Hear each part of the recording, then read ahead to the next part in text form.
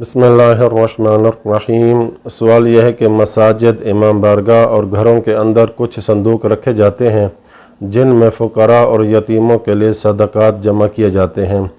क्या इन संदूकों में सदक़े के पैसे डालना जायज़ है?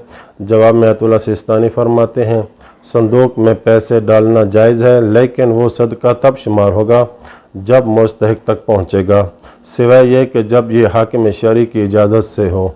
दूसरा सवाल यह है कि घर में सदक़े की नियत से कुछ पैसे जुदा करके रख दिए जाते हैं, तो क्या बवक्त ज़रूरत इन पैसों को इस्तेमाल करने के बाद इनकी जगह दूसरे पैसे उतनी ही मिकदार में रखे जा सकते हैं? जवाब में फरमाते हैं, सदका की नियत से पैसे जुदा करके रखने से वो सदका शुमार नहीं होते, बल्कि वो अभी तक इसकी मिल्कियत पर बाकी हैं, लिहाजा इन्हें दूसरे पैसों से तब्दील कर सकता है।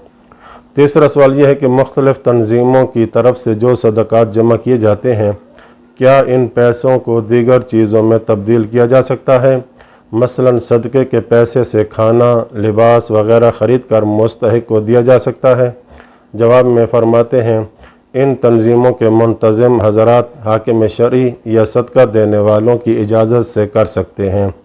चौथा सवाल यह है कि शोहर बीवी को जो माहाना अखराजात देता है, क्या बीवी शोहर को बताए बग़ैर इसमें से कुछ मिक़दार बतौर सदका दे सकती है? जवाब में आयतुल्लाह सिस्तानी फरमाते हैं, शोहर की इजाज़त के बग़ैर नहीं दे सकती।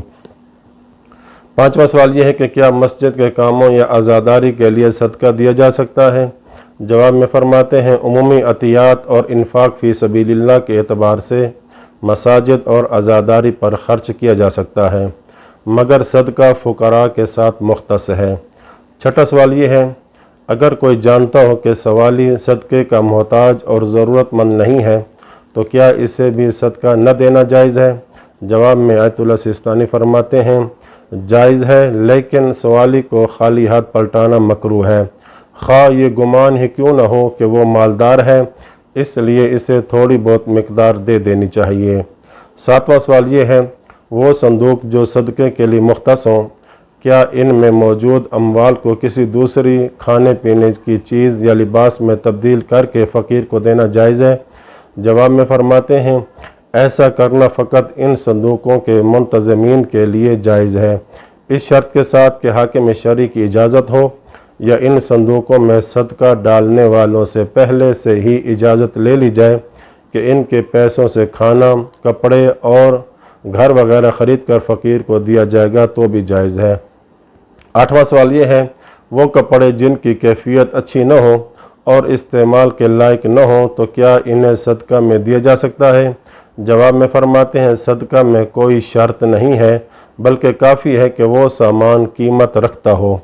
और आखिरी बात यह कि आयतुल्लाह सिस्तानी फरमाते हैं कि मुस्तहब सदका किसी गरीब सैयद को भी दिया जा सकता है, लेकिन इतना कम न हो कि सैयद की तौहीन शुमार होती हो। वसल्लल्लाहु अला मुहम्मद व अहले बैतिही त्वाहिरीन।